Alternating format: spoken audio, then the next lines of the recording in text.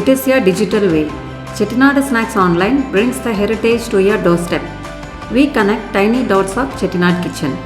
Chettinad Snacks Online, the ultimate gateway of heritage-rich homemade products. Chettinad cook புக்கில் இப்போ நம்ம உப்பு சீடை எப்படி செய்யறதுங்கிற ரெசிபி பார்க்க போகிறோம். இது எல்லாருக்குமே பிடிச்ச ஸ்நாக் வெரைட்டி. இதை உப்பு சீடை, சின்ன சீடை, உருட்டு சீடை அப்படின்னு சொல்கிறது உண்டு. ஆனால் இது வீட்டில் செய்கிறதுக்கு எல்லாருக்குமே கொஞ்சம் பயம் இருக்கும், வெடிக்குமோ அப்படிங்கிற ஒரு அச்சம் இருக்கும். இது வெடிக்காமல் எப்படி செய்கிறது அப்படிங்கிற எனக்கு தெரிஞ்ச சில ஐடியாஸ் எல்லாம் நான் உங்களுக்கு சொல்கிறேன், இந்த வீடியோவில் ஷேர் பண்ணியிருக்கேன். ஸ்கிப் பண்ணாமல் பாருங்கள். இதை பார்த்தீங்கன்னா உங்களுக்கு ஈஸியாக புரியும். இதே மாதிரி ஃபாலோ பண்ணி செஞ்சுக்கோங்க. மாவை நான் வீட்டிலையே தயார் பண்ணி செய்ய போகிறேன். உப்பு சீடை, இனிப்பு சீடை ரெண்டுக்குமே வீட்டில் தயார் பண்ண மாவில் நம்ம செய்யலாம். நீங்கள் கடையில் கிடைக்கிற மாவு வாங்கியும் செய்யலாம். ஜென்மாஷ்டமி வரதுனால நான் இந்த வீடியோ உங்களுக்கு ஷேர் பண்ணுறேன். இப்போ உப்பு சீடை எப்படி பண்ணுறதுன்னு பார்த்துடலாம். இந்த கப்புக்கு 1 கப்பு பச்சரிசி எடுத்து நல்லா கழுவிட்டு ஒரு 2-3 தடவை கழுவிட்டு ஊற வச்சுருக்கேன். பச்சரிசி இனிப்பு சீடைக்கு பச்சரிசியில் செய்கிறது ஈஸி, நம்ம மிக்சியில் அரைக்கிறதுக்கும் ஈஸியாக அரைப்பட்டுரும். அதனால் பச்சரிசி எடுத்து ஒரு உழக்கு பச்சரிசி எடுத்து நல்லா கழுவிட்டு ஊற வச்சுருக்கேன். அரை மணி நேரம் ஆயிடுச்சு. அரை மணி நேரத்துலேருந்து 1 மணி நேரம் வரைக்கும் ஊற வச்சுக்கலாம். ஊற வச்சுட்டு நல்லா அந்த தண்ணி பூரா வடித்து எடுத்துக்கலாம். சுத்தமாக வடிஞ்சதுக்கப்புறம் நம்ம இது மாவாக அரைக்க போகிறோம். இப்போ தண்ணி வடியட்டும். ஒரு 5-10 நிமிஷம் வடிஞ்சிட்டு நல்லா கம்ப்ளீட்டாக ட்ரைன் ஆகட்டும். ட்ரைன் ஆனதுக்கப்புறம் நம்ம எடுத்து வெள்ளை துணியில் காய வச்சிடலாம். நல்லா கிளாத்தை எடுத்து விரிச்சு விட்ருங்க. தண்ணி இப்போ நல்லா வடிஞ்சிடுச்சு. 10 நிமிஷம் ஆகிடுச்சு. எல்லா தண்ணியும் சுத்தமாக கம்ப்ளீட்டாக ட்ரைன் ஆகிடுச்சு. பரப்பி விட்டுருவோம்.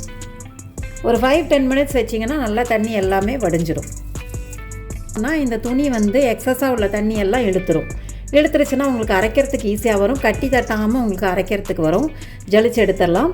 அதனால் இது ஒரு அரை மணி நேரம் 1 மணி நேரம் அப்படியே விட்டுடலாம்.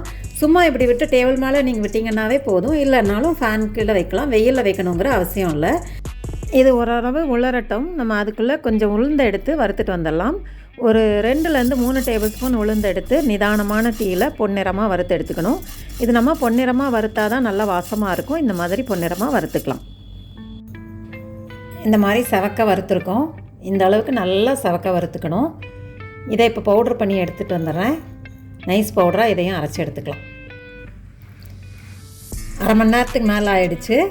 இப்போ இப்படி பண்ணி பார்த்தீங்கன்னா கையில் தண்ணியே ஒட்டலை, சுத்தமாக தண்ணி ஒட்டலை, நல்லா உலர்ந்துடுச்சு. ட்ரையும் ஆகலை. ஆனால் நீங்கள் க்ரஷ் பண்ணிங்கன்னாவே, இப்படி பண்ணிங்கன்னாவே பவுடர் ஆகும். தண்ணி ஒட்டலை. இந்த மாதிரி நல்லா உலர்ந்ததுக்கப்புறம் இந்த ஸ்டேஜில் நம்ம இப்போ மிக்சியில் சேர்த்து இதை அரைச்சி எடுத்து ஜலிச்சிடலாம். இப்போ மிக்சி ஜாரில் இதை சேர்த்துக்கலாம். சேர்த்து நல்லா நைஸ் பவுடராக அரைச்சி எடுக்கணும். கொஞ்சம் கொஞ்சமாக சேர்த்து அரைச்சிக்கலாம். ஜலிச்சு அதை சேர்த்து அரைச்சிக்கலாம். இப்போ இதை முதல்ல அரைச்சி எடுத்துகிட்டு வரேன். மாதிரி அரைச்சிருக்கேன். இப்போ இதை ஜலிச்சுக்கலாம். நல்லா மாவு ஸ்மூத்தாக இருந்ததுன்னா நல்லாயிருக்கும் சீடை. நம்ம கடையில் வாங்குகிற மாவையும் வறுத்துட்டு செய்யலாம். வீட்டிலையே செஞ்சால் அது ஒரு திருப்தி இருக்கும். அதனால் நான் வீட்டிலையே செஞ்சு காமிக்கலாம் உங்களுக்கு அப்படிங்கிறதுனால அரிசி ஊற வச்சுட்டு அதை உலர்த்திட்டு இப்போ மிக்சியில் போட்டு எடுத்திருக்கேன். சப்போஸ் இதில் கப்பி இருந்தாலும் நம்ம இன்னும் அடுத்த ஈடு அரைக்க போகிறோம்ல, அதில் இதை சேர்த்துடலாம். கப்பியை கொஞ்சம் தங்கம் எப்படியும் அதை அடுத்த ஈட்டில் சேர்த்து அரைச்சிக்கலாம். ஃபைனலாக கொஞ்சோண்டு தங்கிறத நம்ம இட்லி மாவுலையோ எதுலையோ சேர்த்துக்கலாம். வேஸ்டேஜ் ஒன்றும் இருக்காது. இந்த மாதிரி கொஞ்சோண்டு கப்பி தங்கும் உங்களுக்கு. இதை சேர்த்து திரும்ப அரைச்சிட்டு வந்துடலாம். நல்லா நைஸாக ஸ்மூத்தாக இருக்குது பவுட்ரு. ஸ்மூத்தாக அரைச்சாச்சு. எல்லா மாவும் ஸ்மூத்தாக அரைச்சி ஜலிச்சாச்சு. இப்போ ஒரு பேனை சூடு பண்ணிவிட்டு நிதானமான தீயில் மாவு நல்லா ட்ரை ஆகிற அளவுக்கு ரோஸ்ட் பண்ணிக்கலாம். ரொம்ப சவக்க வறுக்க வேண்டாம். துள்ளுற பதம்னு சொல்லுவோம் இல்லையா, அந்த மாதிரி துள்ளுற பதம் வரைக்கும் வறுத்து எடுத்துக்கலாம். இந்த மாதிரி இருந்தால் கரெக்டாக இருக்கும். இப்போ நம்ம எப்படி செய்கிறதுன்னு பார்த்துடலாம். உப்பு சீடைக்கு இப்போ 1 கப் மாவு, அதே போல் இனிப்பு சீடைக்கு எடுத்த மாதிரியே 1 கப் மாவு.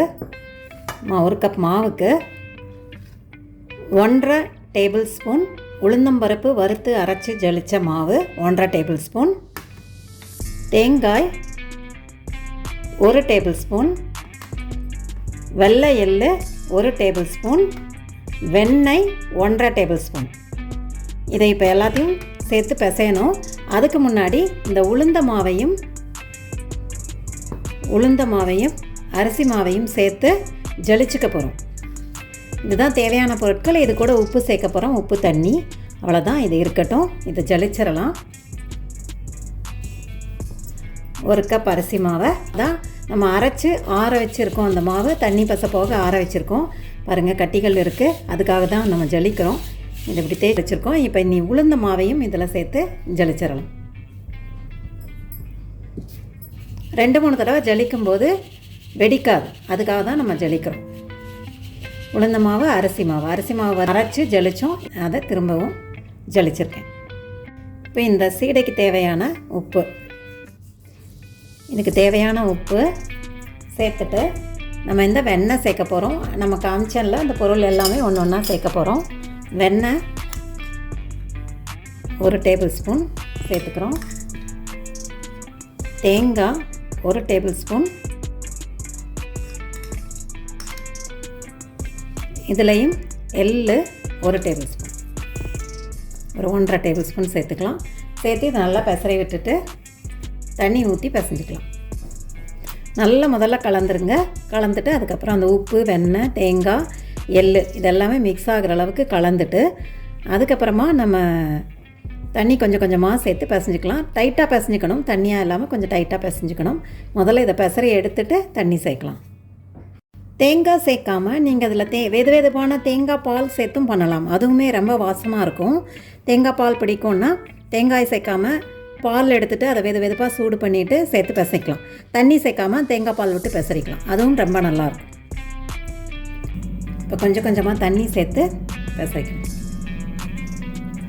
ரொம்ப தண்ணி ஒரே டைமில் சேர்க்க வேண்டாம், கொஞ்சம் கொஞ்சமாக சேர்த்து மாவு பிசைஞ்சிக்கோங்க. கொஞ்சம் டைட்டாக பிசைஞ்சிக்கோங்க, லூஸாக பிசைஞ்சிட வேண்டாம். இது தண்ணி மாவுமே டைட்டாக இருக்கணும். உருண்டை பிடிக்கும்போது பார்த்திங்கன்னா ரொம்ப டைட்டாக இல்லாமல் கொஞ்சம் வெடிப்பு இருக்க மாதிரி பண்ணிட்டீங்கன்னா எண்ணெய் உள்ளே போய் கொஞ்சம் அந்த கிராக்கு இருக்கும் இல்லையா, அப்போ எண்ணெய் உள்ளே போகும்போது சீடை வெடிக்காது. அதுக்காக தான் கொஞ்சம் அந்த கிராக் இருக்க மாதிரி உருட்டிக்கணும். ரொம்ப வழுவழுன்னு ஸ்மூத்தாக உருட்டாமல் கொஞ்சம் கிராக் இருக்க மாதிரி உருட்டிக்கணும். நான் கொஞ்சம் குவான்டிட்டி தான் பண்ணுறேன் அப்படிங்கிறதுனால மொத்தமாக பெசறேன்.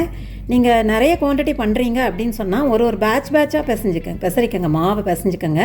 ஒரே டைமில் எல்லா மாவையும் பிசைஞ்சு வைக்காதீங்க, பேட்சாக பிசைஞ்சிக்கோங்க. அப்போ தான் உங்களுக்கு மாவு காஞ்சி போகாது. இந்த சீடையுமே உருட்டிட்டு கொஞ்சம் நேரம் விட்டுறணும், அப்படியே உலர விட்டுறணும். நல்லா உலர்ந்ததுக்கப்புறம் நம்ம பொரிச்சு எடுத்தோன்னா வெடிக்காது. இந்த மாதிரி பிசைஞ்சாச்சு மாவு.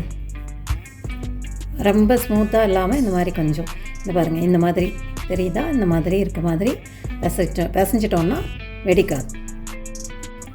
இப்போ மாவை எடுத்துகிட்டு இந்த மாதிரி லைட்டாக உருட்டுங்க, ரொம்ப ஸ்மூத்தாக உருட்டாதீங்க. அங்கங்கே இந்த மாதிரி வெடிப்பு தெரிகிற மாதிரி லைட்டாக உருட்டிக்கங்க.